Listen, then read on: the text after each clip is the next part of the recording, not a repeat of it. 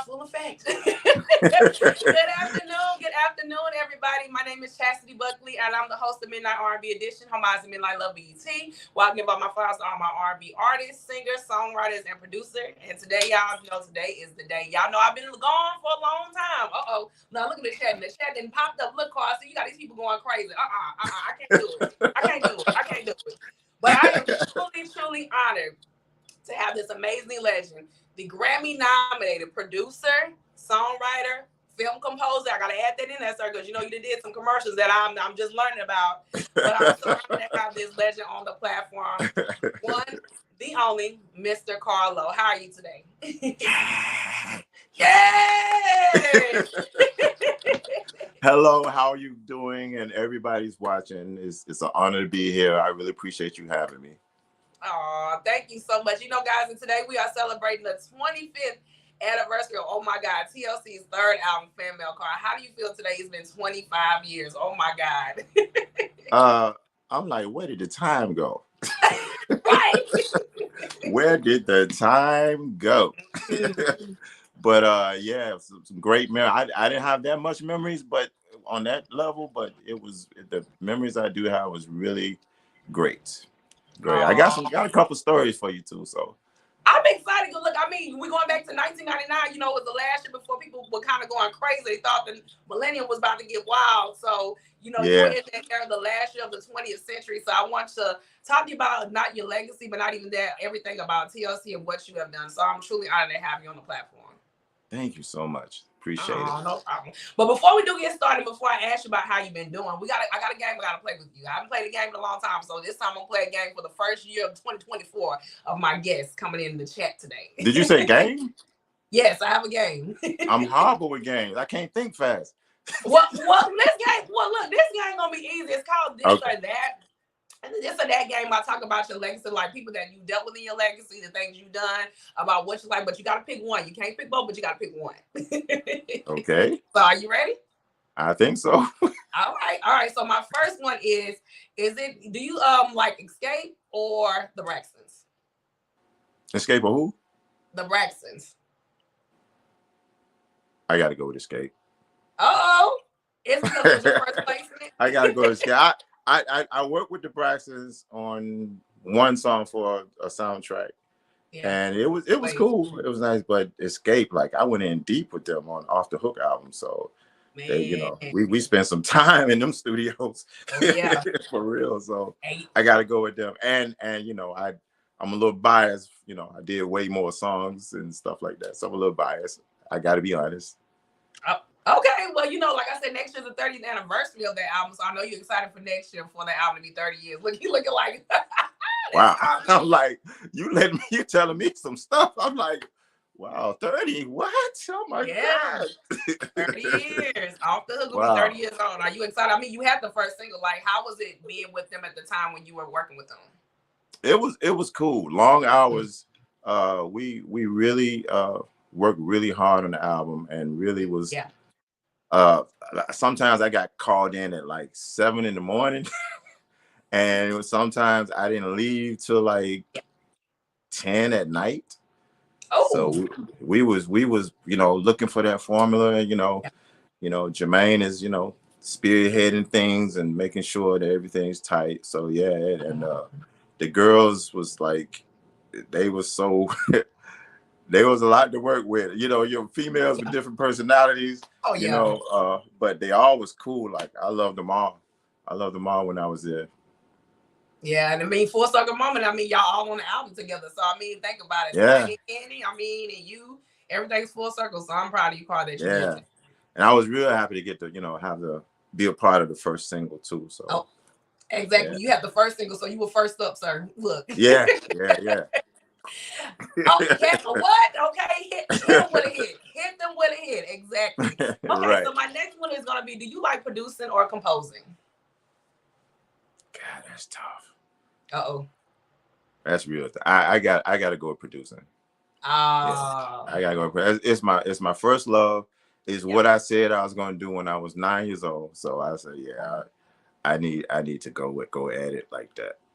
Oh, I figured you were gonna pick that because I was gonna say I bet it's his first love and thinking composing when you did the Derek Jeter.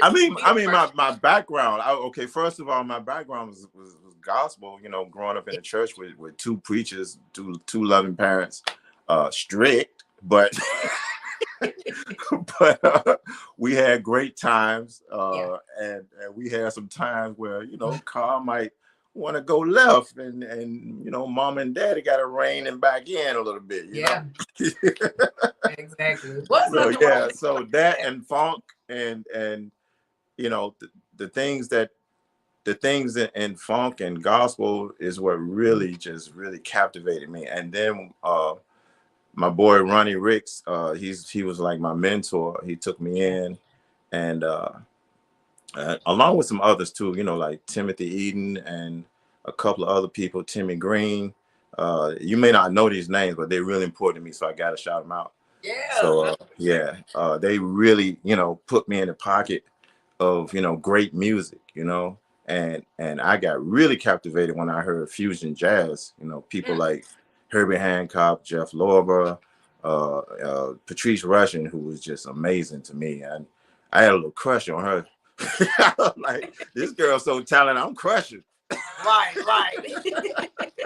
Like I'm pretty sure a lot of your audience don't know what I'm talking about, but go do the research. You know what I'm saying? Especially if you're an artist or musician, go look up the people I'm talking about. I'm telling you, it'll help you out. I didn't get any formal training or nothing like that, but hang around my boy Ronnie, and we listening to records. Then we, he be on bass, I be on keyboards, and we playing our stuff. And then we go get my boy Gerald on drums, and Amos on drums, sometimes the percussion and stuff, and Buck. We would just go and run his garage and just develop a sound and play the old songs, and we were just really developing our skills. And also in the church, like the church would train you too, as a musician for real. And it was great. Am I going off the path of the game? No, I'm going to ask you, like I said, so Carl, you kind of played by ear, so you were very trained with your ear before you know like musical notes. That's amazing. I don't have that gift, but I bless everybody who has that gift because I don't. I love that. I thank God every single day for my gifts. Saved my life, kept me from doing things that I wouldn't, I shouldn't be doing. And I never did because of music, because of that. And, like I say, my parents keeping me in check as well, Yeah. So, I'm really blessed to have the gifts. And also, I got to talk about the composing, okay? Because I fell in love with it after I left So Def. And when I left So Def, I was kind of naked in the sense of, like when I was at So Def, my brother from another mother, Phil Tan, who was an engineer, mix engineer and engineer for So Def at the time. Yeah. I learned a lot from, but not enough. So when I left, I felt naked. I needed to know, because I was like alone. I needed to find out how to do everything, the business, the engineering stuff, all the technical stuff, the plugins, Pro Tools and stuff. I had to learn it all, to get my sound up, and also, just listening to other people's records did it too, so. Yeah, so that's dope. Aww. Back to the game now. It's back to the game, but I love that you're breaking it down. So making sure that everybody understands you do both, but break down why you do both and what path led you to both and producing. So that's great. So my next one, sir, is gonna be a hard one. Now look, everybody in the chat, I know y'all are fans of both these ladies, but hold up, calm down. We're gonna make sure who Carl, whatever he picks, is nothing but love because he loves both of these ladies. So Carl, these next two ladies, is it Mariah Carey or the beautiful and late great Aaliyah? Man, boy, when you said hard, when you you talk about astronomical hard right there. Okay, so specifically, what I'm choosing for now? I said this or that. It's who you. I don't know. I got nothing to do with that. All right. Okay. So, I did like the way Mariah used to call everybody Honey Lamb. Not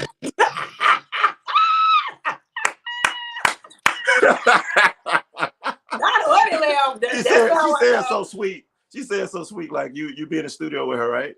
And she got some coffee or something to drink or something like that. Carl, would you pass me that honey lamb? I was like, oh, why don't you cut that out?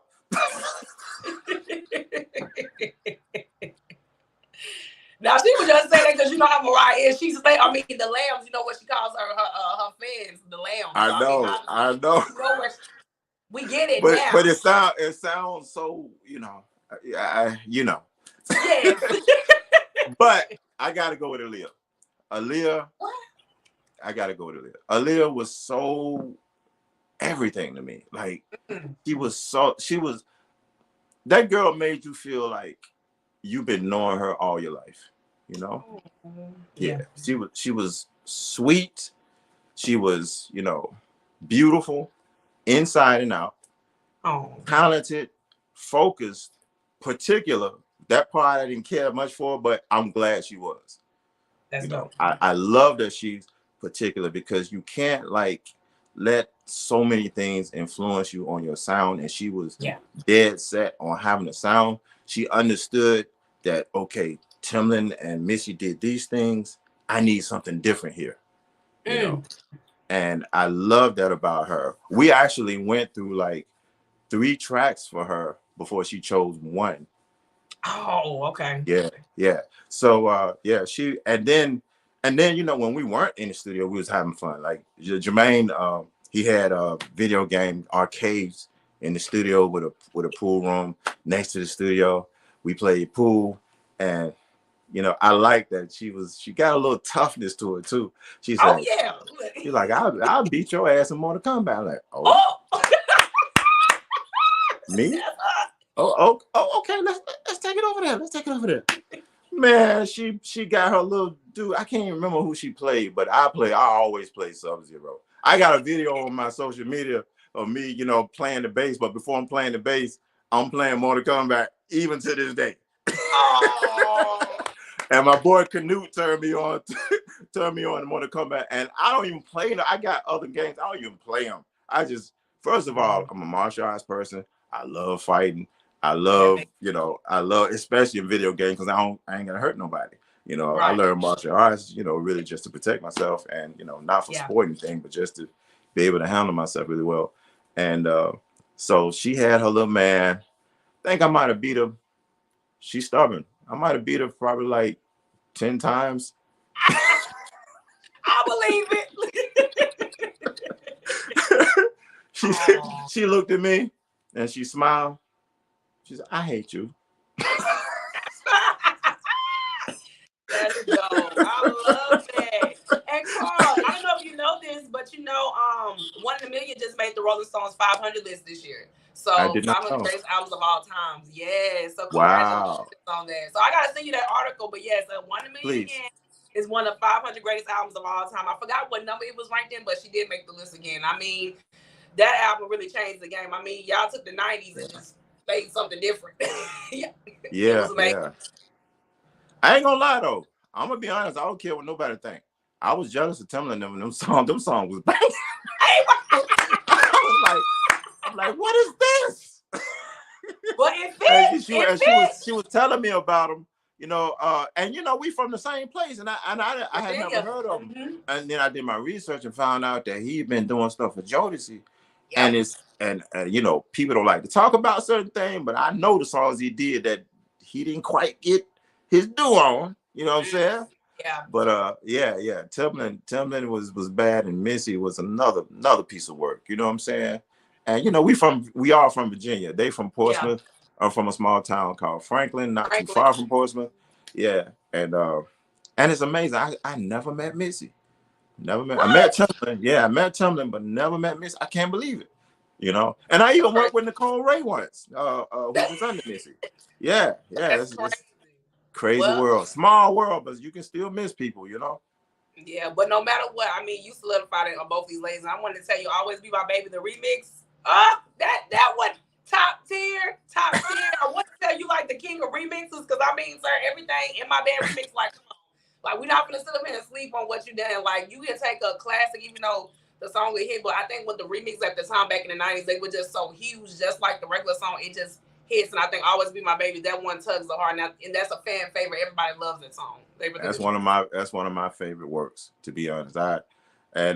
We did it so fast because we did it. This is when she was with Tommy Mottola, and we was in the mansion that they had. Studio was just immaculate, just crazy. And you know, Tommy come in and he's showing us all the new gadgets for the studio, crazy stuff. So I did my thing. Jermaine wanted to redo take SOS Band. Now let me tell you about Jermaine. Jermaine is, you know, I used to hate him sometimes because I really wanted to do some stuff that was always like really original, but he always send my black behind to the crates. Let's go to the crates. Let's go to the crates. But in this case, he didn't have his crates, so he had already prepared us, you know. So let's do SOS Band. Tell Me, and you know, Carl replay it, and that's one of my gifts I got to brag on. It's like a lot of times people think it's samples, but it's not. It's me replaying stuff, reprogramming the sounds, and making sure you know, stuff sound like the samples, but not quite the samples. And did the same thing with on Jermaine's album, The Party Continues, with Usher and the Brat, and we used Cameo, She's Strange, and that sounds just like the song. That's another one of my favorite works. I don't look at my favorites sometimes as the biggest records that did things. I look at just as what I like. But anyway, I did my work. Jermaine put the drums. We had a dude on guitar flowing in. I think he's from an old group called Cash Flow, who used to be under Larry Blackman, I think. And he played the guitar part so sweet and so gracefully. And that thing came together. They shot the video right there with Escape and the Brat. Beautiful. And Mariah's cute little dog running around. You know, it was shooting by the pool, shooting in the studio. And a lot of people don't know, I started that video off. Like, soon as the video come on, you see my silhouette, and I'm doing like this. Yeah. That's crazy. And I got a So Def hoodie on, and you know, the video's kind of dark, you know. Yeah, because it's black and white. I made the video so dark. I want people to see me now. Yeah. You know what I'm saying? Just saying. Look, I mean, makes sense. Look, Yeah. I agree with that. Yeah, but I was coming around the corner, and I heard Mariah say, "Girl, it's so fast." I said, "Yeah, baby, I'm fast at it now. This is what I do." Exactly. Come on now. Well, that's amazing. Again, when you be that fast, but it can be so smooth. You couldn't even tell you did it fast or not. Yeah, so that's what I love. I mean, think about it. We did a song that fast, and I gotta tell you this. That was the first time I really understood who she was as an artist. Cause man, that girl's range. I'm like, cause you know I produce vocals, right? And she is so cool to give me the respect to say, "Hey, how that sounds," and all that. And I'm looking, what? You know how it sounds. You crazy with it. Right. You know what I'm saying?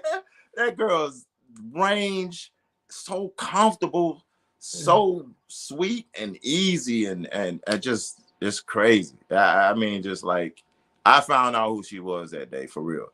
And we did, and think about it, we did it so fast that we had time to shoot a video, have fun, you know, socialize, play with the dog, go to the pool. You know what I'm saying? It was crazy. One of the best memories of my life, for real.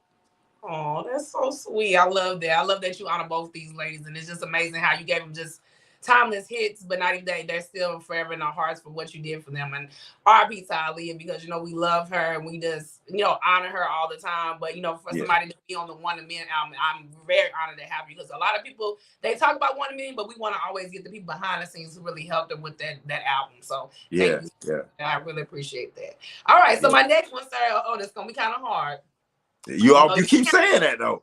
I mean, it was hard picking Mariah and Aaliyah, so I mean, I had to kind of throw some daggers at you, but no, in a good way. All right, so the next one is gonna be the Brat or Jay-Z. The Brat or Jay-Z? Oh, that's easy. The Brat. Oh, the Brat was my girl. You know what I'm saying? Oh, that's dope. Yeah, what you didn't put in the name? Carl? I'm in 2 videos with the Brat. No, I'm in 1 video with the Brat. Let's Give It to You.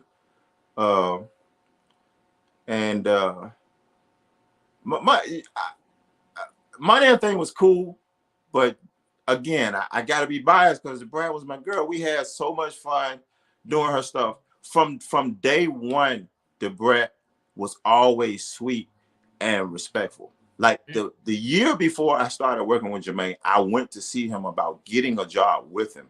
I got turned down at the time, but I met Debrat and she had just started working on stuff. And I had my girl with me at the time, and we walked in the studio, and automatically she was just like so, giving of herself while she's working. She didn't say, she wasn't stuck up or saying, hey, could y'all excuse me, I'm trying to work on my, she didn't do none of that because I've seen that happen before, you know what I'm saying? And she was so sweet and humble, respectful. Hey, how y'all doing? Who are y'all? Where y'all come from? Just having a great conversation with us, while she working, so so I knew that if I ever got in the camp, me and her was gonna be real cool. And we were got in the studio. And then I didn't know that she come from a gospel background like me, So we used to be playing pool sometimes, and she'd be like, Car, remember this? Come on in the room. The brand Chi-Town look. I mean, man. That's amazing. Yeah, real cool girl. I like working on Money and a Thing. Again, had to go to the crates. Weak in the Knees, Slave, which was one of my favorite bands, funk bands back in the day. And with Steve Arrington, gotta give a shout out to him. I spoke to him not too long ago, and that beat that they had for Weak in the Knees was the force behind Money and the Thing. Now that one was a sample that Jermaine used, and then I played the trumpet stuff over top with the keyboard and stuff like that. And those two came up, with the lyrics that they had to perform. Took a break when the Waffle House came back. They knocked it out, and it was a wrap. And it did what it did, That's so dope. Oh man, yeah. And that's why. Look, and I see the back of the Brat Funkified. I mean, oh yeah. First rapper with platinum. Yeah, first female rapper to go platinum, and they had a party for it in L.A. Yeah. Man, I remember we was leaving the hotel. What's the guy name? You got what I need. You talking about Biz Markie? Who? Biz Markie? Yes, man. Man, we was leaving the hotel and they put us on the shuttle to go to the party, right? I had no idea that dude was sick as I don't know what, coughing everywhere. Man, he gave me one of the worst illnesses of my life. All those years ago, I'm like, is this COVID? Right, look. Oh man, R.I.P. to Biz Markie. I know he just sadly passed away not too long ago. Yeah, bless his heart. He was a real cool guy. We had fun though. And he was the DJ for the party, as a matter of fact. Oh, come on. Yeah. MC Light was there. She supported. And a whole bunch of people. I think they took video of it. I gotta find my stuff. I got all this stuff, in the background, hanging out somewhere, either at my mom's house. She might got it, Look, oh, that is so sweet. I love that you talked about both those rappers, and I know you work with MC like you talked about her too. That's one of the plots. That was on my wish. That's this one right here. Look, that was on my wish. Brandy, my favorite artist, so that was on my wish. That song when they played that at the Spring Fest. Oh yeah, that's right. Man, don't get me started. I'll go in the rabbit hole about that. Look, oh man, I love that. All right, so my last one. And I think I know you're gonna pick. I know who you're gonna pick, but we're gonna see with this. It's groups. So is it gonna be New Edition or TLC? Gotta go with TLC, yo. Gotta go with TLC, man. It was dope. Like I remember before I started working with Jermaine, and I was actually, I'm getting my timelines mixed up, but I was working at this computer company called DCA, I think it's called, out in Alpharetta at the time. And I had to work in this warehouse where they was playing the radio a lot. And man, I was like, because I was in this group first, and we did our thing. That died down, and I had to go to the 9 to 5 thing. and I worked in this warehouse, and they was playing. I remember hearing Escape too, and I remember hearing Tony.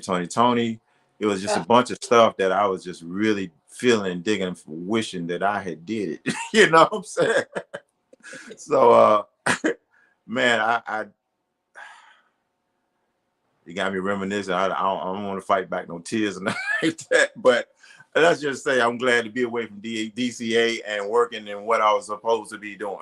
But look, trust, like that's why everybody really realizing now after COVID, you know what Right. really work means. I mean, I love that. I love you pick TLC. I mean, today we're talking about it for the 25th anniversary. But I know you work with New Edition. Was it very, very cool working with those guys as well for the Home Again album? Very, very cool. Very cool. I bet Bobby was fresh. I bet Bobby. Me and Bobby was cool, but he was always late. He would be holding. I would tell you, like, Bobby was so gangster. Like they'd be like mad because he late, but when he get there, he'd be like, "What?" That's Bobby. Did you ever meet Whitney when Bobby and all them were together and all that stuff at the time? Wendy? Well, Whitney? Oh, nah, never met her. I lived in this place where Monica was living at, and she used to come through, and I saw her leaving in the car with Monica. That's about it. Yeah. I believe it. Yeah, they picked Monica up in a limo, and I missed it. Dang. That's somebody I always wanted to work with for real. Like Whitney was incredible. Well, look, you got Mariah, so I mean, I got me a diva, didn't I? Huh? You ain't. Oh, that's so sweet. Thank you so much for playing the this or that game. And I'm so happy that you talked about a lot of these artists and the stuff that you work with. So we want to get to know you a little bit. You kind of explained a lot of stuff in so far about you living from Franklin, Virginia. Right. And I wanted to ask you your inspirations, but you kind of told me a little backdrop. So just a little bit more, like, how was it? What was your inspiration of R&B, and how did you get the first love of R&B? What made you fall in love with R&B? I think I always was. I had older uncles. One of them was really young, as an uncle, and he used to play a lot of stuff. He had a bass guitar, and he was no real player. That's my Uncle Tony, and he used to play stuff from the old classics. Yeah, kind of got me hooked. Kind of got me listening to a lot of stuff like Temptations and all the classic people, all the Detroit Motown stuff.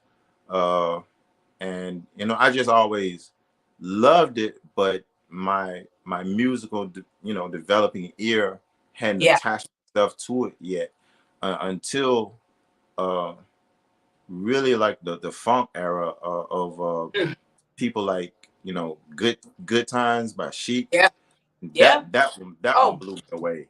And then when they came out with the rap version, Sugar Hill Gang, hip hop, hip hip, I was like, what is this? Rap? Okay, what they rapping? Okay.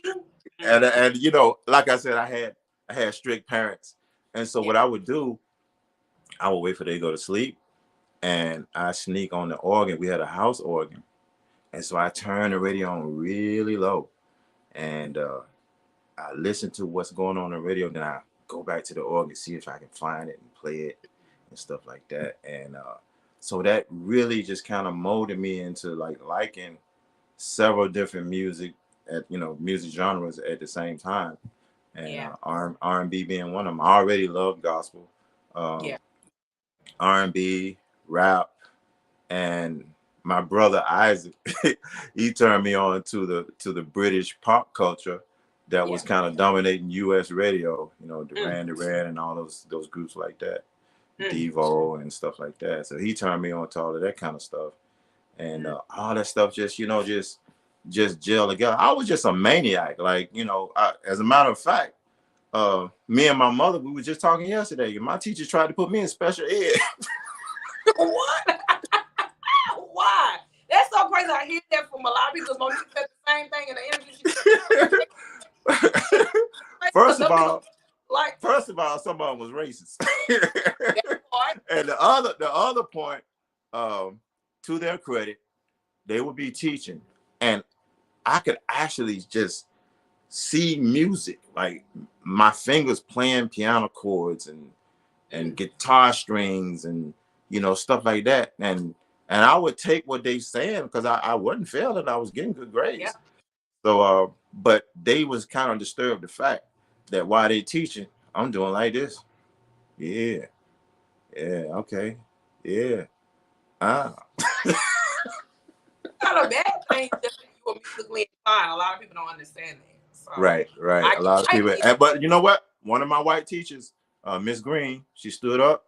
She said, "Nah, there's nothing wrong with him. He's probably a genius, you know." And she stood up for me. Her and my mom had a meeting with the people that was trying to do that to me, and she was like, "Nah, he's just special."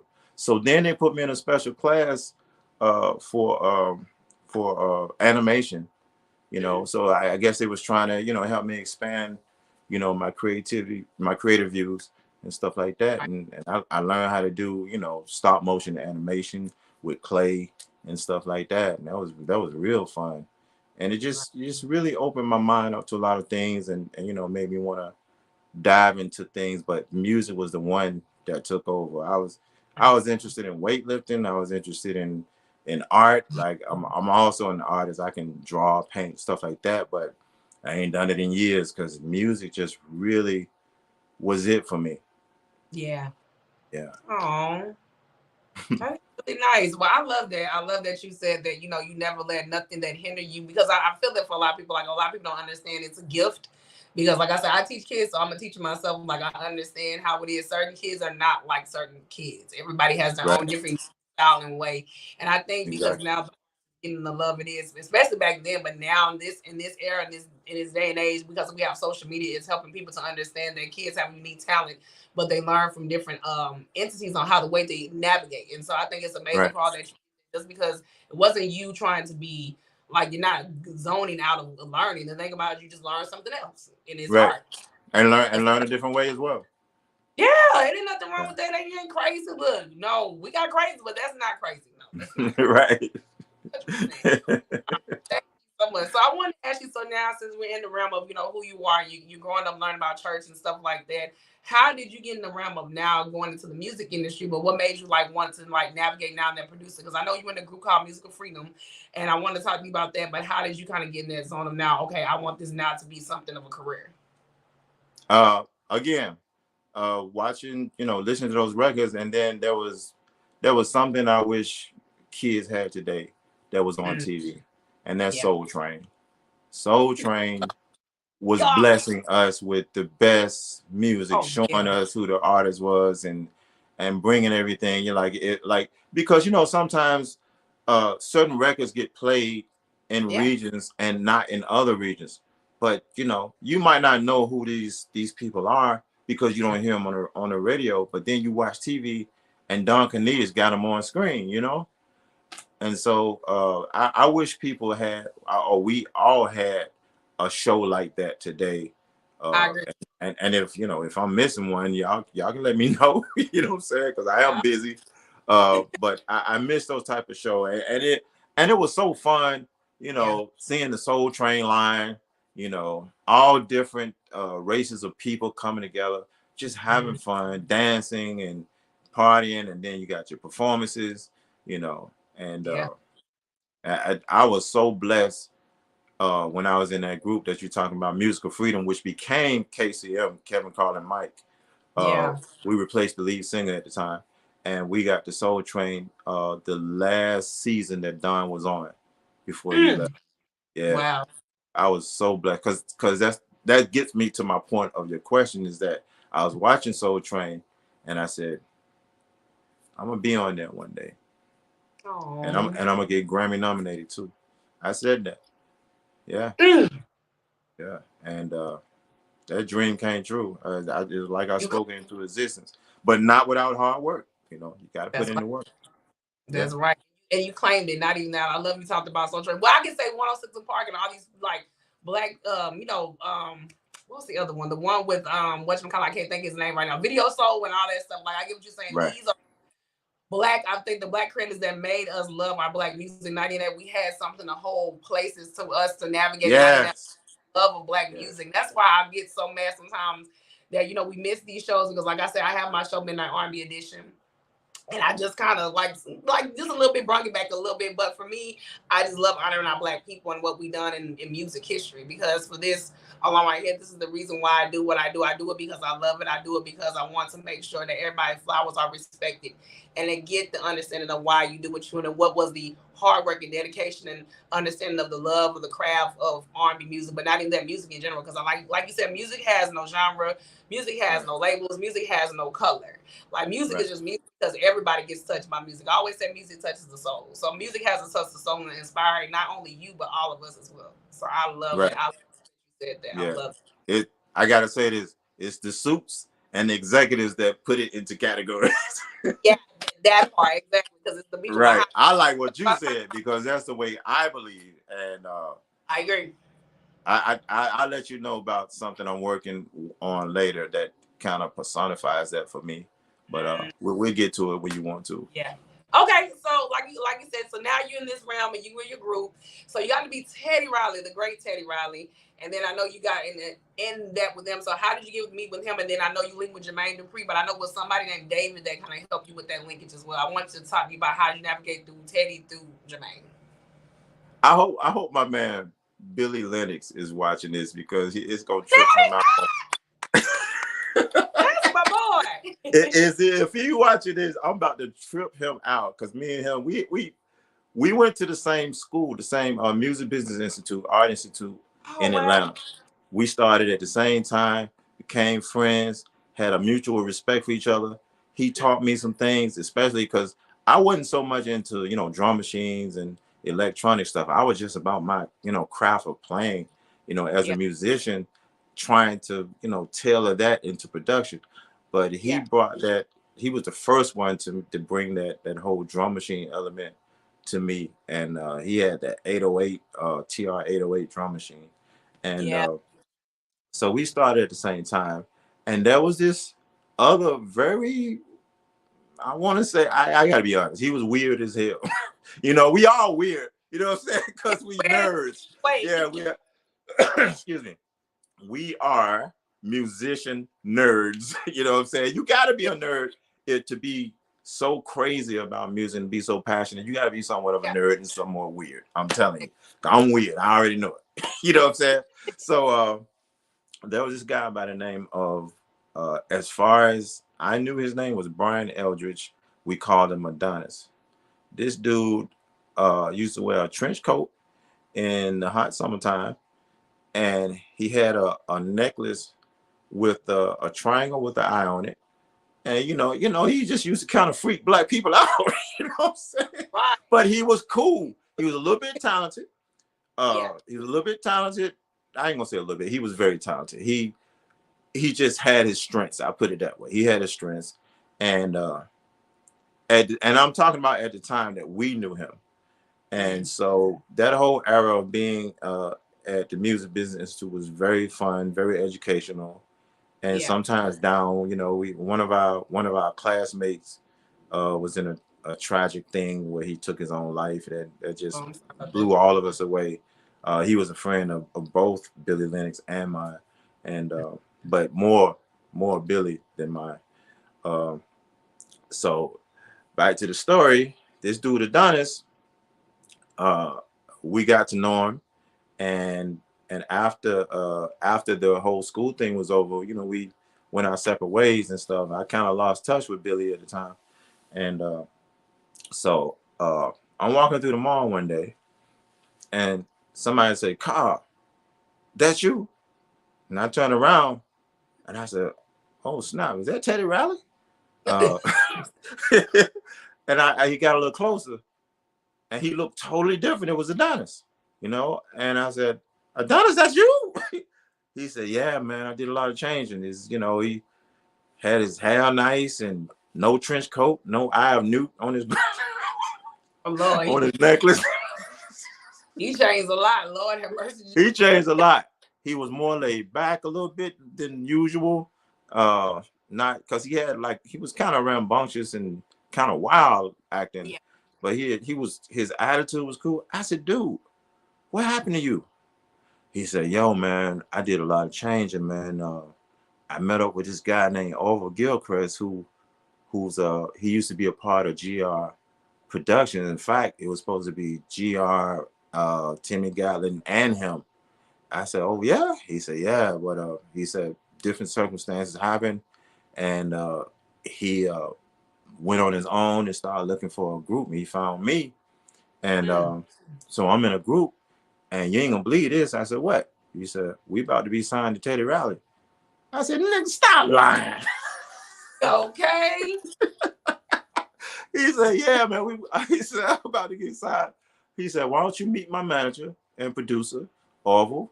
Come by tonight, and because I want you to come to New York and play on the album, play keyboards on the album, man. You dope." I said, "Man," because I didn't believe him.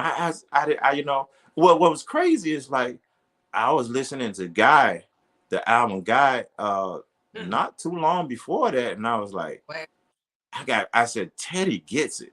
Like, yeah, Teddy was doing stuff that I wanted to do, but I never had the means or the connections at the time. right.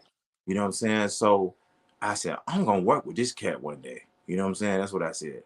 And so I said, you know, what is gonna hurt? So I went and met Orville. Come to find out, he did this song that I liked way back in the day called Time. And the name of his group was Stone.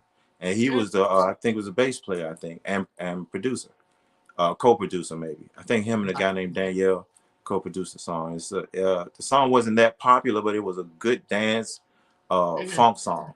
And I was like, "What? You did that for real?" So that's when I knew it was kind of real. I still wasn't sure. Yeah, You know I agree. I said, "But you know, I ain't had nothing going on." I said, "Okay, I'll come up to New York and play." At the time, you know, I'm a very loyal person, so I had my boy Gerald and Ronnie, Ronnie, the one who was my mentor. We kind of sort of had a group together. And there's this other guy who was a gospel great. He's won awards. His name Earl Bynum. He was the lead singer. Yeah, Right. he was the lead singer of the band at the time. And so I was trying to be loyal to that situation. So so I went to New York, and we had another guy go with us in New York, and he didn't fit the group, right? So there was a member short. And so there was Adonis, there was Mike Chavis, and a missing member. So so it's like, "Carl, you fit. Be in the group." I said, "No, man, I ain't being in no group." I said, "I'm trying to be loyal to, you know, I'm a loyal person. I'm trying to be loyal to my people." So I called Ronnie, I called Gerald, and I was like, "Yo, man, I got this opportunity." They say they signed it to, you know, to to Gene Griffin and Teddy Riley, and they want me to be the third member of the group. And they was like, "Boy, you better go ahead." Teddy Riley, that's your connection right there. Right. Look. So I was told by Orville that contract negotiations had started, and it actually took 4 months. Oh wow. 4 months. And in that 4 months, I started to have doubts. I was like, "Man, this ain't real." You know, it's like, you know, I'm not one to be confrontational and rub up against, you know, go against the grain too much. I just kind of like watch things, see as they go, and then if I get fed up, then I'm out. That's the kind of person. Yeah. Yeah. So took like 4 months, and we hadn't even seen Teddy nor Gene for like 2 months. So the first time I saw him, first time I saw Teddy, he was working with Kool Moe Dee. I forget what song, but he was in there, and I went in there and sat down, and I watched this dude like create magic, that whole New Jack Swing sound, and I was blown away. You know, I was like, "Man, this dude fused hip hop and R&B in a way that nobody has." And I think he was like the first one to really do it. You know, definitely on a mass scale. You know, and so he was real cool, respectful. We met, told him my name, whatever, and then I was going by the name Carl Odyssey. You know, because You know, like I said, I'm a nerd. I got this fantasy. My music takes you on a journey. You know what I'm saying? I mean, my baby, not realizing it sounds corny as hell. I mean, look, Carl, you got Always Be My Baby to remix. That's gonna take you on a ride. Let's be real. Truth is true. Look. So Teddy got to go to the bathroom, I guess. You know, he steps out, and at the time, I loved synthesizers. I think in Virginia, I might have been one of the first people to bring the synthesizer into the church, because I just loved all those wild and crazy sounds. And you know what's funny? I gotta say this: the older people liked it more than the young people. Because young people used to be like, that's so. Yeah, they're like, you need to stop all that. Like, stop all what? It's music to me. You know what I'm saying? But so Teddy stepped out, and I got on the keyboard, and I had 2 synthesizers at the time, but you couldn't play chords. You could only play one note at a time, which we call monophonic. And so because I couldn't play chords, like whenever I played, I would do runs, you know, soloing and stuff like that. So when Teddy stepped out, I got on one of his keyboards and I started soloing and stuff like that. And Teddy came back in and he said, solo man. I said, huh? Solo man. I said, solo man. Okay. I think I like that. Carl Solo. That's how I got my name from him, from Teddy Riley. You know, and he don't remember none of it, I'm sure. You know. But yeah, I had a great time watching him, and I was in the studio with him for that. Later on, he was working with Boy George. He was doing a song called "You Found Another Guy," and that I also met Aaron. Aaron brought his dogs to the studio. I was like, okay.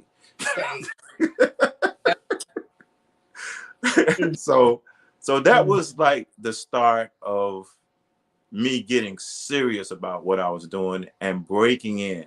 However, things didn't quite work out with GR Productions, and we did an album under them, and we waited for Teddy to do a single for the album that never happened. And yeah, one of those things. The album never came out. It was under Warner Brothers. I thought it was a pretty cool album. And wouldn't be surprised if it's on streaming platforms. A lot of albums they kind of put on the shelf, they've been popping up lately. You'd be surprised. Yeah, you never know today, right? But I wish Teddy had did a song. I was just kind of really looking forward to that. So I was a little disappointed that he didn't do it. But so we went back to Atlanta because we was in New York for probably a year. In between waiting on the contracts, working on the album. We cut the album at this guy that at the time, a lot of people don't know him, but Michael Bonner studio in Long Island. Oh yeah, that was the first time I saw a real live, like real Italian gangster. Because it was an Italian restaurant not too far from the studio.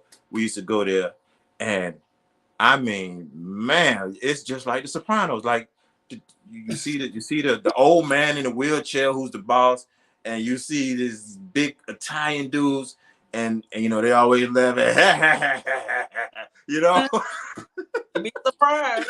So that was the first time I see that. You know, I'm just a little country boy from Franklin, Virginia. You know, seeing these things. But yeah, we cut the album at Michael Bonner studio. I don't know remember the name of the studio, but our engineer was a friend of mine at the time named Alan Plotkin, who was a great engineer and also a great person, a lot of fun. And real cool guy. And so I just hate that the album never came out. So basically we went back to Atlanta, came back to Atlanta, and we lost our lead singer Adonis, and so we replaced him with a great friend of mine at the time named Kevin Richmond.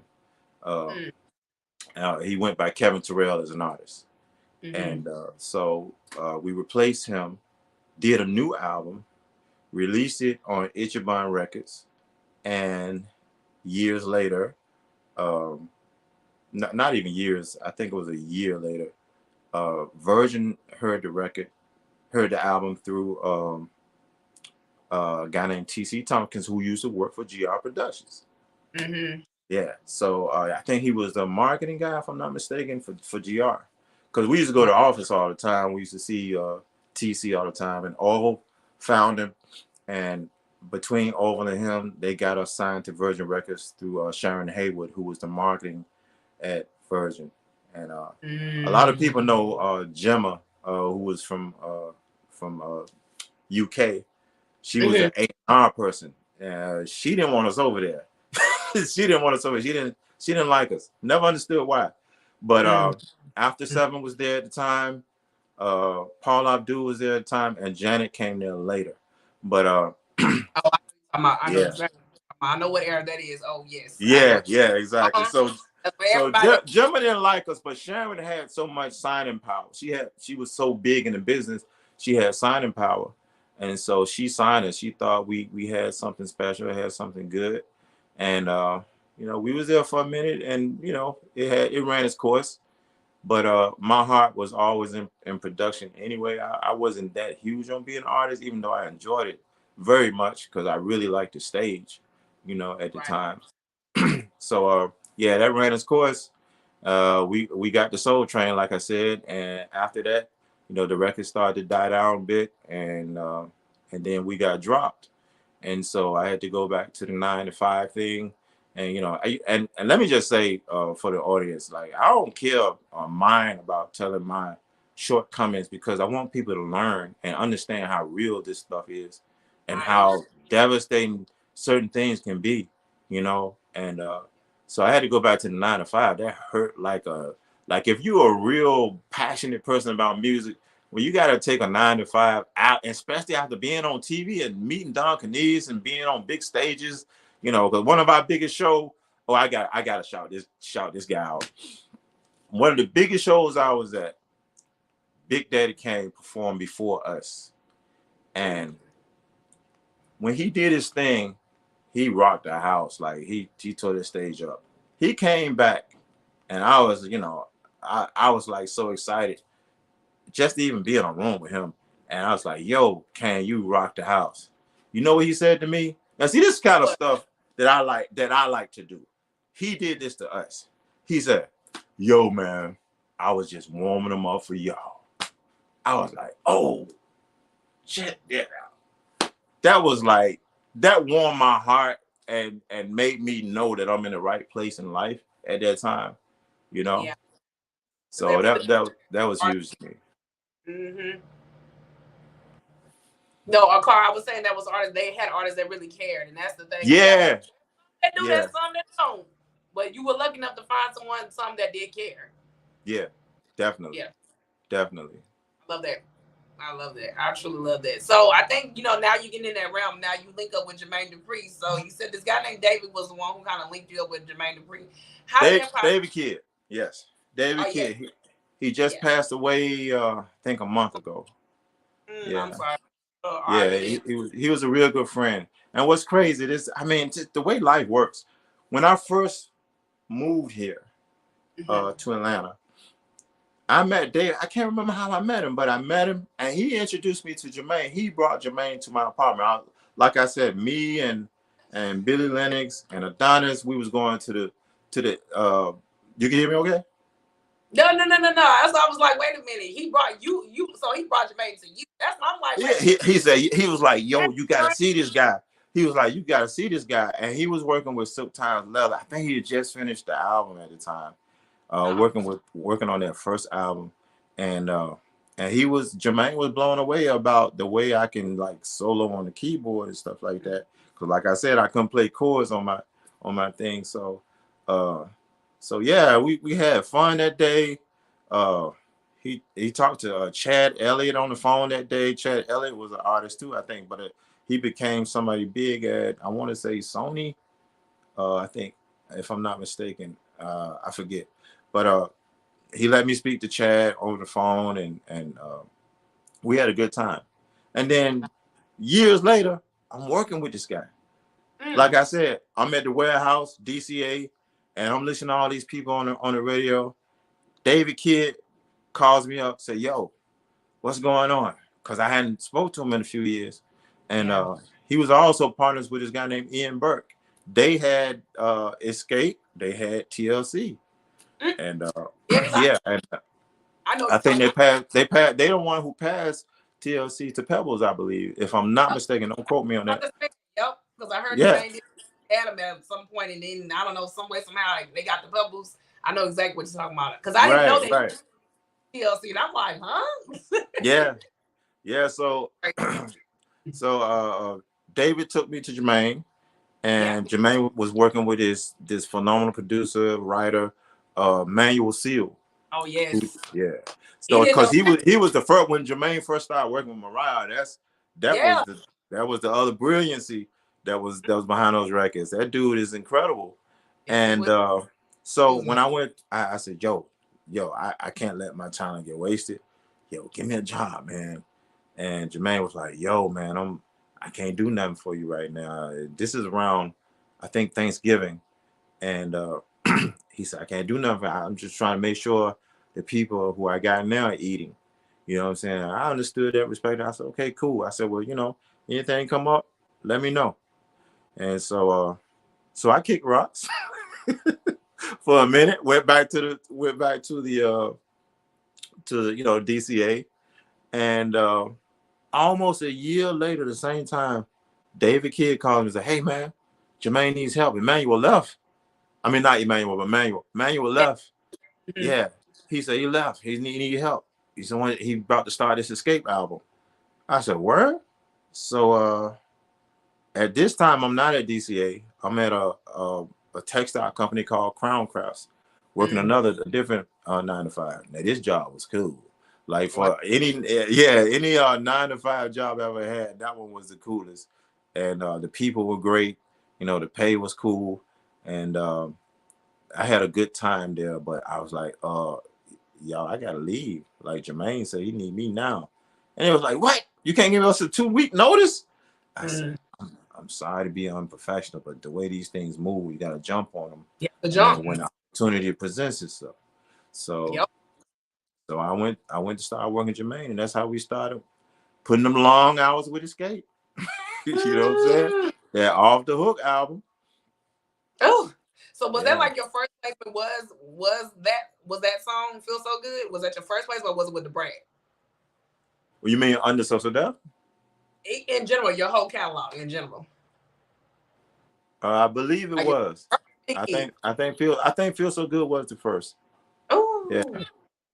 Yeah. And Candy did a magnificent job writing that too. Yeah. I put in a few lyrics, but she took the heavyweight on that song. You know what I'm saying? Yeah, you gave them the sexy side. That's that sexy side. They got sex on that second album number 2. Yeah. Started to get out the baggy pants and then just come to the groove. And I think, like you said, they were like getting older, they found themselves. So I think it was really good they had to get something like that, just kicking it. It was a cool record, but I think Feel So Good just gave them that groove of getting in that realm. Because like you said, this is the 90s. This is what, 94, 95? They had that era starting to get sexier with their album number 2, the sophomore album. So I think that was that from. I love that. So now you dealing with Escape and then the Brad, and then you go with Aaliyah for the 1 million iconic album. I mean, that album changed.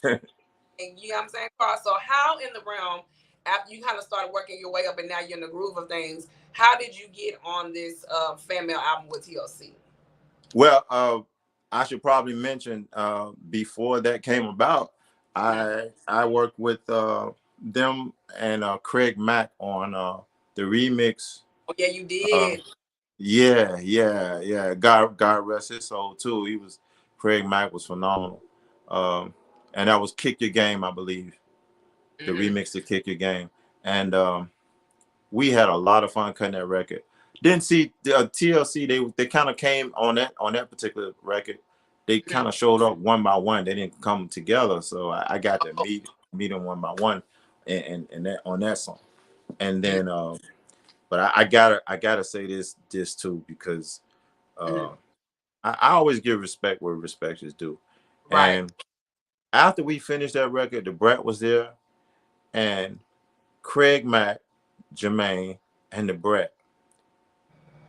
We just played the beat. Phil Tam put the record on and put the beat on, and he left.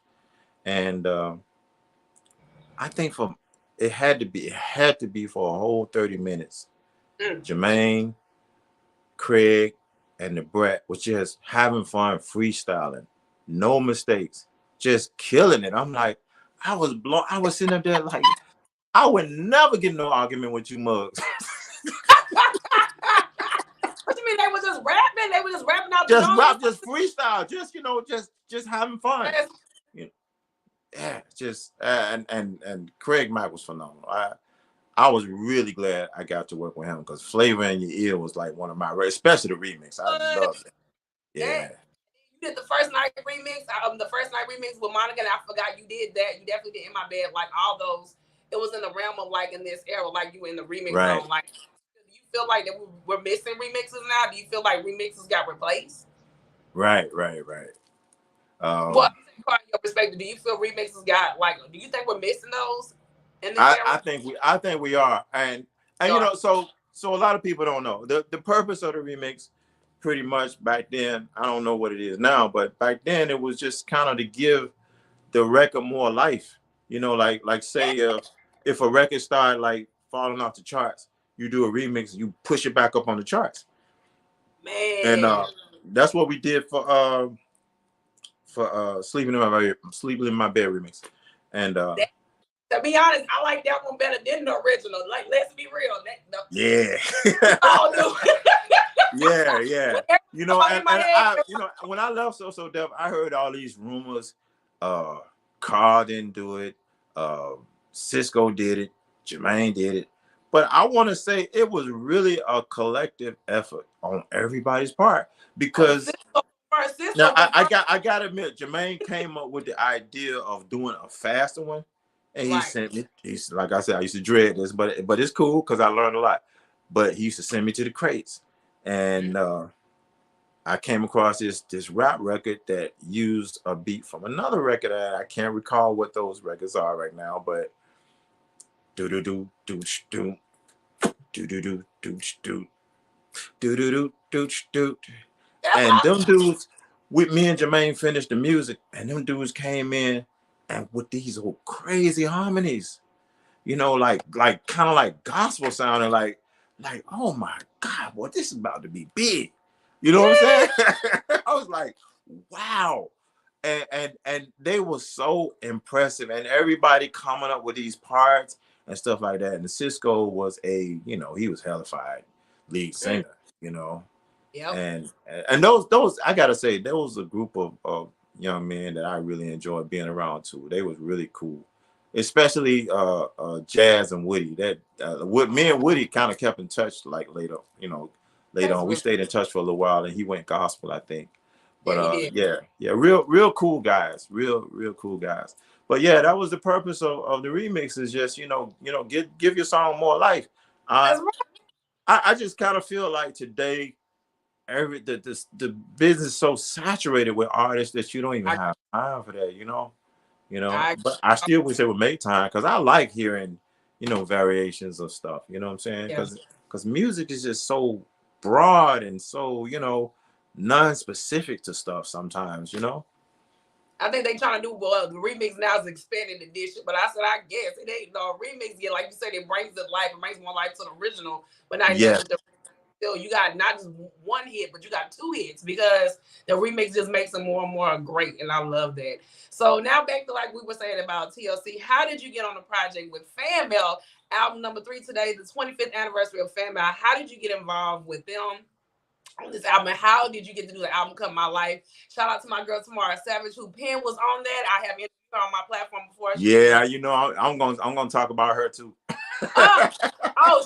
Look, that's my girl. Like, man, she pen game, sing game. I mean, crazy. Come on, like she's the background on the first night. Come on, Carl, like you were part of that. I found the remix that you did today. I'm like, come on, Carl, like you have been involved with so many iconic people. But I want to ask you, how was it working with the iconic TLC? It was great, and I gotta add this. I also worked with T-Bars on, but she didn't show up in the studio. It was a remix. Already had a vocal. We put Richie Rich on it. Yeah, and I did.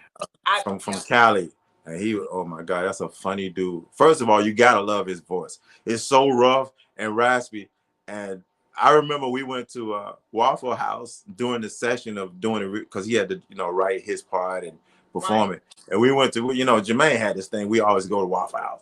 So we went to Waffle House, and I had some apple butter, right? And Richard Rich was like, "Hey man, what's that?" I said, "You never heard of apple butter?" He said, "Nah, man." I said, "Taste it. Put it on your raisin toast." So he put on his raisin toast. He was like, "Oh." I started laughing, right? So we got back to the studio, and his boys were still in the studio. They didn't go with us to Waffle House. He said, "Yo, man, Carl just turned me on to some shit." He said, "Apple butter." And this one made me laugh. He said, "It's like some sweet gravy, something Mama Bear give you." I can't. But I definitely. So that's pretty much 2 records down with TLC, and then came the female album. I remember what they was going through. I heard rumors. I wasn't deep in nobody's business, so I just heard rumors about things, and I was glad they was doing this album. And I actually don't know how I ended up on it, because this was around the time I wasn't working with Jermaine that much, and but I got called, and I was there. And I remember, I got to tell this story. I remember the house was full of people. The studio was full of people. That I didn't know what was going on. I ain't asked no question. I just, I was just type of person. I'm real, especially back then, I was really low key, really shy to myself. You know what I'm saying? I'm not that person no more. But I just kind of stayed out of people's way, whatever. But it was a lot of people. So I went in, I did my thing, and I came out, and I remember everybody, and I had talked to everybody a little bit, and I remember it was time for Lisa Left Eye to do her part, and nobody couldn't find her. She had disappeared, right? So and this is around Easter, right? So Lord. So maybe it was an Easter party, I don't know, but everybody looking for her. Anybody seen Lisa? And she was gone until an hour. She came back. When she came back, she had some Easter eggs. What? That she had personally drew things on and passed them out to people. I was like, ah. Look, bro, look, Carl. She killed it. She killed it on your. She killed it. Like, let's be real. And I heard you said this track was inspired by the Tupac song "Me and My Girlfriend." I can't remember if Jay-Z and Beyonce did it after us or before us, but they used the same. It was after. Okay, yeah. So we had got the idea from Tupac, and it's a variation of that. And I used a guitar, a keyboard guitar for that sound, for that main sound. And Jermaine, did his thing on the drums and stuff like that. It came out awesome, and the girls did their thing. The vocals came out really nice. Phil Tan, I always got to call him because he's an incredible engineer. He's won Grammys for his work, and I got to shout him out. Plus, that's my brother. I don't care what nobody say. He might be Asian, but he my brother. I learned too far too. I hear a little like Roy Ayers in My Life. Everybody Loves the Sunshine. I hear that in the record too as well. It kind of has that. I guess what Left Eye makes that reference when she says "my life, my life, my life." I'm like, okay, I get that. I guess she makes a little reference in that. But I know for me, when I listen to this record, it sounds like No Scrub Part 2. Like, I don't know if they could have went back like track for track, but it sounds just like Scrubs. It sounds like continuation. I feel that. I never thought about it, but now that you said, I do feel that. It does. Yeah. I hear that. Either way it goes, it's a fire track. I mean, Samara's Pen, and I think for what this song was, it really was definitely, like you were saying, you don't want to get in their business, but I think when you're dealing with an artist, you have to kind of get in their business and make the record, in my personal opinion. But I think for this one right here, I love My Life, because with me, My Life was just talking about how they just wanted people to respect them in their life outside of the business. And what I love about she said in the interview, she was like, she loved My Life because she was like, left out love, the craziness and all that stuff like that. But for her, she wanted her life to be private. And Chili as well. And I think Left Eye did the same way because as, time went on, they were getting older. And, this is album number 3. People wasn't trying to, well, I'm not saying now like sleep on them, but people wasn't sure whether they're going to make a comeback for this album, Right, exactly. I feel like with this record of my life, it definitely was just saying about how they just really wanted people to respect them, as the group, but not even that as human beings as well. And I love what you did for the song. I mean, the track is fine. Like I said, it sounds like No Scrubs. I'm like, I can jam back and forth to both of them, but not even that. I feel like this song right here really was like a great album cut for them because you came right after I'm Pretty, like literally going back in. So this is really a dope album cut, and I love that you did that. And I love that you talked about the memory with Left Eye. I think that is remember Easter eggs. I guess. I mean, I'm trying to remember had Tamara left yet. Cause she just really blazed the pen on that for real. Like that girl was incredible. Love it. I always wanted to work with her a lot more. You know what I'm saying? Especially when I was with So Def. But hey, my career ain't over. You never know, right? Exactly. I'm still going at it. Don't sleep on the greats. Because once you make that, it's just timeless. But I love My Life. It fits so well. But now I love that a lot of the podcasts give this song a lot of credit. I had some podcast from the UK, and they were saying this was one of the standout tracks on the album because I feel like it is. It definitely talks about what they were going through at the time, but now that it made a lot of sense why they did My Life because FANMAIL was just a timeless album. And I wanted to ask you, how did it feel when this album went number 1, both on the charts? How did you react when this album went number 1? It went 6 times platinum. And I don't know if you heard, Carl, today, the album has been re-released for the 25th anniversary on vinyl. So I wanted to ask you, how does it feel after all these years? How did you feel when the album went number 1? After all those when that happened, I was ecstatic and I was really happy about it. And more than that, that's what took me to the Grammys, All right. That was my Grammy nomination. You know what I'm saying? So I was crazy with it. I was like wide open, like we say in Virginia. Right. And look, Corey, they got nominated for 8, not 1, but 8. Yeah. That's amazing, girl. I'm proud. That's amazing. Congratulations. How do you feel like it's now the vinyl's out again? Like, how do you feel that the album is out again on vinyl? Make me feel like I need to go get some turntables. Okay. I've been thinking about taking up DJing too. God, you do it all. You produce, come on, you design, compose, come on, sir. You a jack of all trades. You do it all. Thank you. All the world of them. But I think that's so amazing. Yes, you getting your Grammy nomination. I know that meant the world to you because that meant the world to me. I like Carl at the Grammys, just like I said when I was like 8 years old, I'm gonna be at the Grammys. I'm gonna get nominated. And I said it, and it came true. And I ain't done yet. I'm still doing some great stuff that's ain't been released yet, but I just can't wait for y'all to hear it.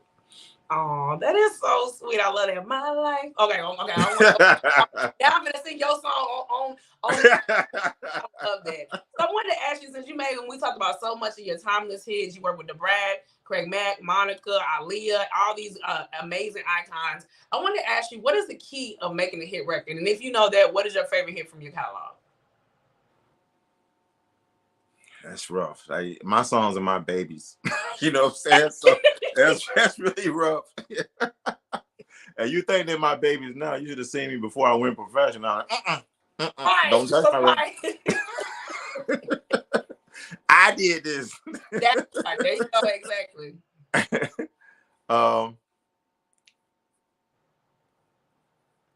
I really like the work I did on The Party Continues with Jermaine on Jermaine's album.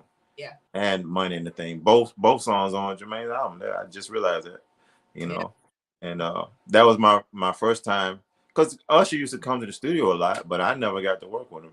I don't cry until then. Never worked with Usher. Come on now. Because I don't know.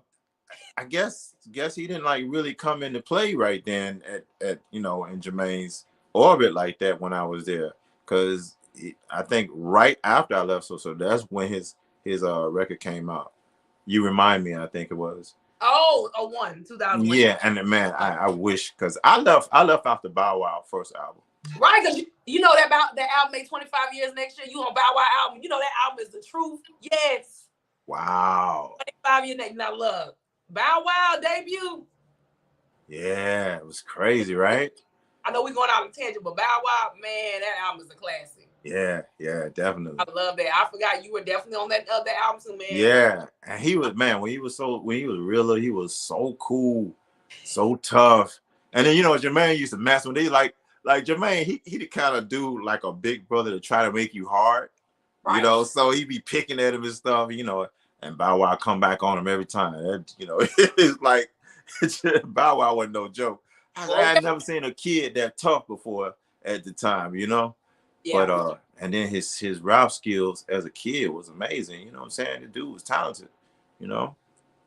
Yeah. So the key to make the hit to you is like, is it something that you love? Is something that is like, you have to take it seriously? Is that what you're saying the key is? Yeah, you should, when you're trying to make a hit, first of all, let's just talk about making a hit. Because a lot of people just make songs, and especially you notice that in this era, because people have easy access to put stuff out. It's a lot of BS out. Let's just be honest. You know what I'm saying? That's a lot of good stuff out too. I ain't putting nobody down, but it's a lot of people who they not understanding that the whole point of the business is trying to make a hit. Right. So yeah, you got to put that work in. And for me, understanding what a hit was really came from watching Teddy, learning from Jermaine as well, and I hope that Jermaine learned a lot from me too. I want to say that too. I'm gonna blow my own horn too. I brought a lot to the table. And you may not hear my name thrown around much, but hey, like I tell people, hey, I was there. Well, there. I did it too. Exactly. So when I left, I think Brian Michael Cox took my place, and that's another phenomenal dude I gotta give props up to. And I'm always give props up to people if I know that you're a good person doing what you're doing. And that's one cool dude. I met him at the airport. There was a convention going on at the time in Miami, a music convention. And I was with Brian Fry. And he had taken my boy Phil Tan's place in recording, the music. And so we went down to Miami together, and he was in front of me, and him and Brian was talking, and he was like, "Yo, have you met Brian Michael Cox?" I said, "Nah, I heard about him." I said, he was doing some stuff for Jagged Edge and stuff for So Def, and I was like, yeah. So me and him talked a minute. I really liked his vibe. Real cool dude, real respectful. Gave me props. You know what I'm saying? So it was really, really cool. Right. Meeting him, and so I gotta shout him out. Who really handled a lot of stuff after I left, you know what I'm saying, and kept that whole So Def movement moving at the time, Yeah. But you know what, like I said, Carl, it's all about you, because you're the reason why music is flowing as well. I mean, after all these years, you really, really have made a mark and legacy for the world, but not even on my platform. But I'm just honored to even have you, so I appreciate that. So you didn't tell me what was your favorite hit. You got one? You said they all your babies? Hit that I made. Yeah. Not me, you. I do have one. I think one of my favorites, and I have to agree with you. Yeah, tell me yours. It's probably gonna Always Be My Baby, the remix. I'm gonna co-sign you on that. That's a juggernaut. I usually say Money and a Thing, but I just feel like the work for the music was cool. It was. But Always Be My Baby remix. Oh my God! We put in on that. We did it fast. We had fun, and you can hear the fun in the record. Yeah, that's what I'm saying. And it's both the original and the remix are their best. Yes. Now you can't pick one or the other. Everybody play both. Right. That's true. Well, the black folks, we're gonna play the remix. We'll play the remix. We're gonna play the remix. I mean, that's us. Family, but no matter what, I mean, they resonate on both sides, and I love that. I really, really love it. I would say the remix. Always that right there is a love record. I love it. Right. And the video just made it even just more personal for Mariah, because it just looked like she was just with family. It looked like y'all were family. It really. I did like Monica's First Night too, which I did with Tamara. I did like it a lot, but unfortunately, you won't see my name on it. understand because you did the remix, and I found that. Right. Look, come on, make it make sense. Right. Let's make sense here. But I'm gonna tell you something later. I'm gonna tell you something later about that because I wanted to tell you. I ain't gonna tell you on the Okay. live. Okay. Cool. But like I said, first night, all those like the ones you did for the women are classics. But Always Be My Baby for Mariah, you did for her. Yeah. That's in our hearts. And the Lambs, they go in for that song. They go in. They love that. They love that. Love that. So I want to ask you, what are you doing now since we're in the era of 2024? What is the current projects you got going on right now? I'm glad you brought that up because my man Magic in New York, who is my friend and brother, Magic Obata, he and I found this artist. I actually was it's a crazy story. I actually was talking to her via social media, and her name is Suhana Machete, right? And I ran across her photo, a page on Facebook that she was. I don't even think she was a part of it at all, but I think somebody else had put it up or whatever. But it was a picture of her, and I was like blown away just by the whole vibe of the photo. I was like, man, this girl looked like a star, right? Yeah. So I found her on Instagram, I think it was. You know, so I said a few words after looking at some of her videos of some of her music. And here's the crazy part. The music that she had done, I didn't know at the time. But there's this guy, the late Ralph Stacey, who did the original Sleeping in My Bed for Drew Hill. Look at that connection. Look at that. I know, right? You know, to me, that's God. That's God. So, yeah. So I don't know it, but that music that I was hearing from her pages was Ralph. And me and Ralph was talking sometimes because, you know, he thanked me for the work I put in on a remix that made the song go #1 for Sleeping in My Bed, right? And so he and I would chat off and on, you know, through social media or whatnot. I think I might have heard his voice only once. And Suhana and I, you know, we speaking on social media, whatever. And I tell my boy Magic about her, and he checks it out, and he's like, Carl, yo, she's dope. Like that ain't no gold mine, that's a diamond mine. I said, yeah. I said, yeah. He said, yeah. I was like, you should work with her, man. I said, I don't know quite yet. So I was, you know, putting the feelers. I didn't want to scare her, you know, like, or trying to be a creeper and like that. But I was like, yo, you know, what's going on with your stuff? You know what I'm saying? Like, yo, you know, you're gonna put your stuff out, whatever. She gave me some lame excuse or whatever. I don't know what you're talking about. But but unfortunately, that whole COVID moved in, and it kind of it took Ralph. It took Ralph. And so she needed help. And so I called my boy Magic and told him what happened. He's like, yo, this is your chance, you know, work with him, man. You know, he said, I got your back, you know what I'm saying? And so it's been on. If you made the ref Ali, I got your back. Right? Look at God. Right. So me and her started working on the album, and it is coming out great. It's not quite ready yet, but we're really, really close. And we're about to finish it up, and then I gotta mix and master. And she is amazing. You know, she's different. She embodies a lot of my influence. She brought her own influences, and that's why I had her be the co-producer on the album too, because she's bringing a lot of ideas. You know, she's playing guitar on it.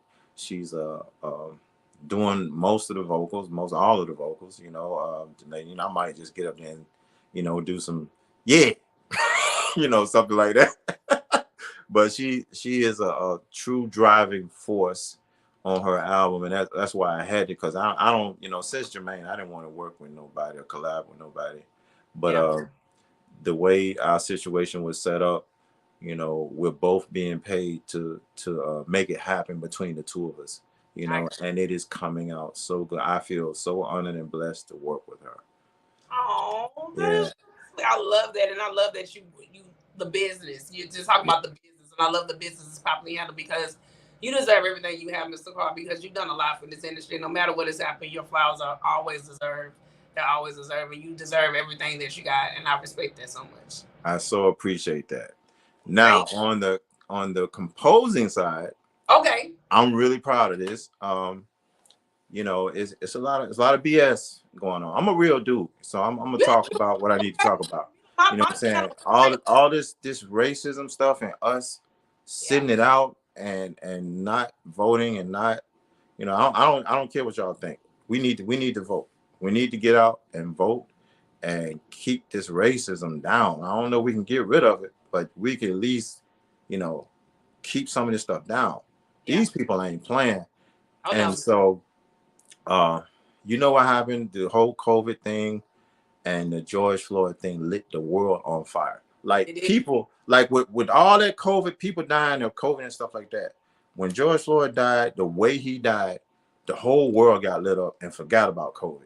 You know, and I hate that we settling for what's going on now.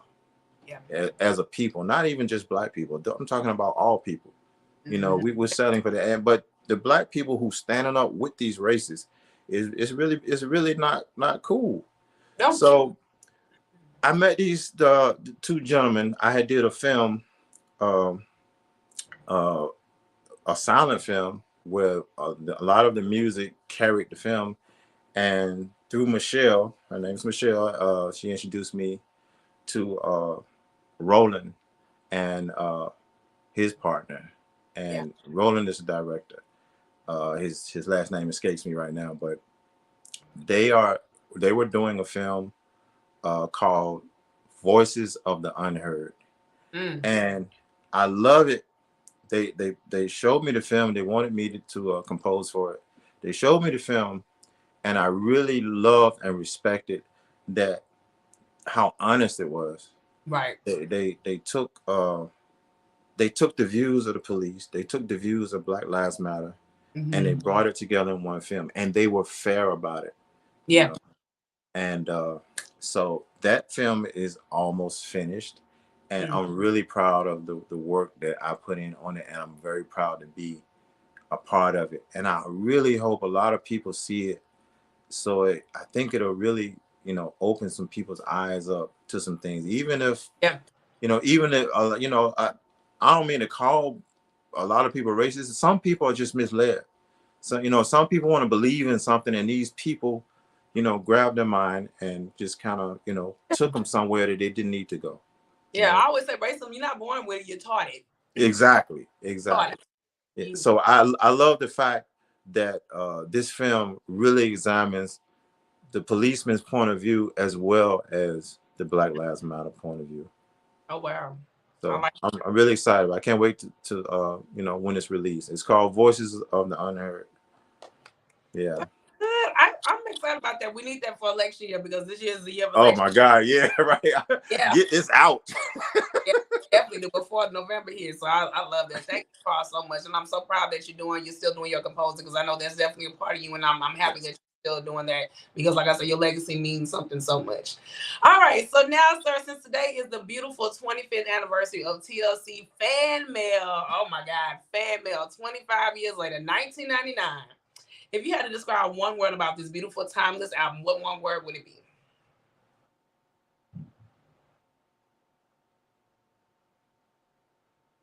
Awesome. Okay. Let's go with awesome. You know, that's the way I remember it. That's the way I see it. That's the way I felt it. That's what's in my heart. Awesome. Come on. Simple as that. Come on. Somebody in the chat say futuristic. I was just about to say that, futuristic. I would say futuristic, amazing, iconic, but not even that legendary. Yeah. I say all that is because everybody didn't really see TLC coming with this album. I mean, it snuck on, I think, a lot of us, because they had a 5-year break, you know, when everything happened on the personal level, bankruptcy and stuff. Right. When TLC came out with this album, this really was the legend stamp approval. We here to stay. And I'm so glad that y'all did this, because it's so crazy how when I listen to this album, like 25 years later today, they predict a lot of stuff. If you look at the album cover, they look like Avatar. Like it looked like Avatar. Yeah, right. Computer, Yeah. binary, and I definitely want to give a shout out to Dallas Austin because for him to even think of Vicky, if you think of the Vicky on the track, it sounds like Siri. Vicky was our Siri of 1999. How we see phones now when we talk. Right, you're right. It was just like a lot of stuff that I seen from this album that was just so amazing because you know what I love that you did, Carl. You talked about my life, about them. And like I said, we were preparing for the last year of the 20th century. Like, this is the last year. People were afraid, scared. But TLC was like, we're going to take this and we're going to rock it out. But not only that, we're going to make it to something where we're going to prepare for what 2000 is going to bring. And I love that you did this for them because this out right here really set the step of what R&B music is today. And I love it. And people don't talk about it, which I get and I understand because, you know, we didn't know where music was going. You know, things were changing. We didn't know that what was going to happen when 2000 came.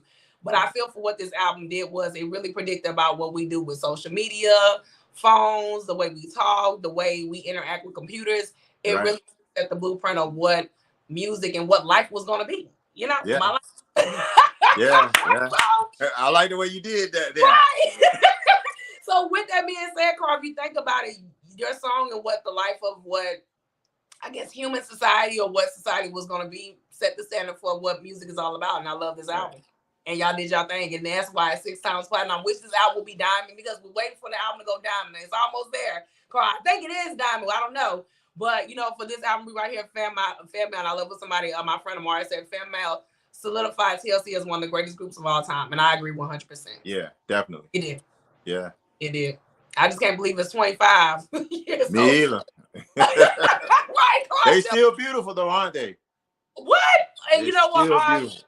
Still look beautiful and R.I.P. that left out. You know, we sadly we didn't even realize this, and a lot of people in the articles they were saying this was the last album that Left Eye did, and this was where she was gonna be with the girls because I didn't even think of it at the time. But it makes a lot of sense. And you guys really, really did, you know, break away from what I think the modern R&B or what we were used to. You know, the new Jill swing and all that stuff, new Jack swing, all this stuff coming at that time. 99 was the blueprint of what futuristic R&B was gonna be, and this was the album. This was it. It was. Look, and that's why we say just like you. But I love this album, and I love that you talked about all the ladies, and I just love what you did. And Carl, I wanted to ask you, do you have any advice for any up-and-coming producers or singers or songwriters? What advice do you have to give them about the new music industry we're in today? Do your homework. Go back. Just because stuff is old, you know, don't mean it ain't great. Listen to the old greats. You know, you may have your vocal lessons here and there, or you may get, you know, trained by one of the most special or dopest keyboard players or whatever.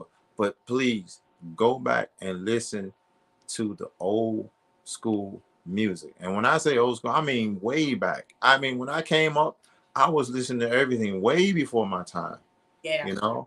And you know, do that like go a few generations way past your generations. Just listen to great music, what you know, what people call classics. Man, those old heads, man, they was onto something. Because I'm gonna be real. Those times, like with the Temptations and the Dramatics and stuff like that, some of them didn't even have great voices, but they sung from the soul and the heart. They did. You know. And I just think a lot of this music today is missing that, you know. Yeah. They just had something special about them. The other thing is that I do miss, like when I was a kid, like I was so blown away just from, you know, from people looking like stars. Right. You know? Yeah, they look like stars, you know, sequence dresses, and, you know, they look expensive. You know, I kind of miss that. I kind of miss that. That was 200 and now we talk about that too. You know, it's like we miss that whole look of stars, you know, like Prince and Michael Jackson, you know, if you want to come more closer to our, you know, our time. And just kind of miss that, you know what I'm saying? And I guess, you know, we live in a time where it's so easy to see people and see stars. You know what I'm saying? You kind of get used to it, I guess. You know what I'm saying? Yeah. Especially when you're in Atlanta. I mean, I remember I used to I ran into Babyface in LA at Lenny's Mall one time. Yeah, I was like, wow, they in Lenny's Mall. Yeah. Regular normal people. Mm-hmm. Yeah. There's regular people. Yeah, and nothing wrong with that. I'm just saying, just really, just do your homework. Research. Want to be edgy. Want to be special. Don't keep following. Let's say if Future is the top dude in the rap game, why are you trying to do like Future? Why are you trying to rap like Future? Why are you trying to do your auto tune like Future? Find your own edge. Find your own, your own place in the business. So you can be even greater. And that's what. And that I get in trouble for this sometimes. Sometimes I've worked and lost a lot of new artists because they won't accept that. Because I be trying to bring something special to them, and not really bring it to them, but pull it out of them. Yep. You know what I'm saying? Because I'm not an auteur producer. I believe in taking the best from the artist and pushing that out, bringing that out. Like, what is your greatest points in your singing or your rapping or your being a musician? Like, what is your thing that makes you great? And then I try to enhance that, That makes perfect sense. Oh my God, I love this conversation. I know we got to Me too. Live, and I'm just so proud and I'm so honored, Carl, to have you on the platform. But I wanted to know, do you have any last words? Do you have to say, honoring TLC, but not near yourself? What do you have to say to end today's live today on the 25th anniversary of FANMAIL? TLC, congratulations. And I miss you, especially you, Tion, because me and Tion, we had hooked up. We was going to start writing together, but I can't remember what happened. Knowing me, it was probably me on my side with a lot of stuff going on in my life at that time. But she was so beautiful and awesome, and she welcomed me into her home, and we were going to start writing together, but that just never happened. And I wish that had happened. I think we could have did some amazing things, and I miss. Hey, we used to hang out. Me and Jermaine hung out with Chili, so she would just pop over the studio sometimes, and we go to Waffle House, and she got her Muscle Man magazines and stuff. Not Muscle Man. Oh God. Yeah. She was back then. She was into dudes like who was like real buff, like old Hulk looking dudes. You know what I'm saying? I hope she don't get mad. I'm telling her secrets. She all right. She. But man, it's so much time went by. They probably don't even remember me. You know what I'm saying? But I know Tion would. I know she remember. But and Left Out, rest in peace to Left Out. Rest in peace. Yeah, I didn't have that much interaction with her. So, but what I knew of her was very beautiful, very sweet, very of course talented. This is why I think she's one of the most amazing rappers out there too. Yeah, she did her thing. You know what I'm saying? And her execution was just so dope to me. Crazy. But anything else that I want to say is thank you to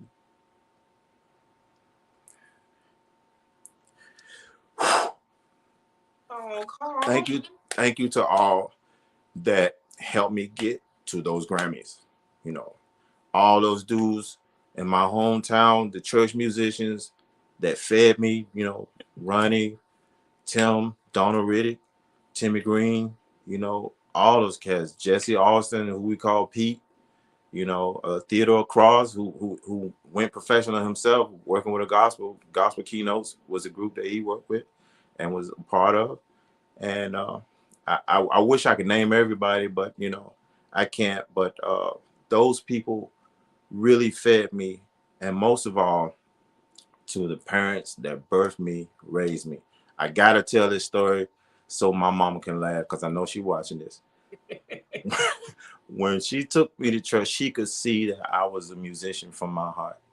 And I used to beat on the pots and pans, they said. I don't remember this, but she said I used to beat on the pots and pans trying to make music. And so when we would go to church, she decided to get me, my sister Chevette, some tamarines. I didn't understand tamarine. But my sister Chevette, oh my God, you would swear she was on a pair drum, on a drum set, like, I'm like, what in the world? And me, I would take the tamarine, put it in between my legs and play it like a bongo. Just all backwards, right? Hey, but I kept the beat though. Right. You kept the beat. So that led to my mother getting me a bongo set. And I remember me and my cousin Edwin, and we would play together. Sometimes we'd be trying to outplay each other. And I remember Deacon at the time, Deacon Ashburn, he was like, calm it down, calm it down. But from there, I learned a lot from watching the pastor's son. We used to call him Little Steve Willis. He was the drummer for the church, and he was dope. Oh my God, he could really kept drums in the pocket, plus do all the tricks and stuff. Blew me away. So I was on drums for a little bit too sometimes, but that wasn't where my heart at, because funk and jazz, it took me to learning bass from Ronnie Ricks, and learn a lot from Donald Riddick, my cousin Donald Riddick. And like I said, Ronnie is the one who made me want to be a producer, because he let me hear all these amazing jazz fusion records that blew my mind, you know. And the bass is what, especially back then, the bass guitar carried a lot of our music back then. Wow, that's dope. And so I just want to say thank you to all those cats who had a part, who was a part of me, you know. Aww. They always take them, man. And what's crazy is, like, I missed the first ceremony for the Grammys where they honored me, and they were nice enough. The reason why I missed it, because I got really sick when the first day I got there, and they was nice enough to have a meeting where they presented me with my medal and my certificate, and I just thought that was really amazing. And I made a speech, and just like I'm calling their names now, I called their names then, because they was the reason why I'm able to do what I do, starting from my parents. You know? So that's all I gotta say. Well, you know what, Carl, I am truly honored, and I'm so proud of you, and I thank you so much from the bottom of my heart for being on my platform, because it wasn't easy for me myself. But, you know, no matter what has happened, I'm truly blessed and truly honored for people like yourself to do what you've done for 30 plus years. Like, I don't even know how many years, it's probably 30 plus or more. But people like yourself, you really, really are appreciated. Your flowers are truly well deserved on my platform. And I'm honored to have you to even talk about that. Else. Sorry about that. They can't wait till it's over. They're like, ah, well, it's all right. It's the end. But guys, hit the button right there. Grammy just like normal. Sorry, hold on. It's all right. It's all right. Look.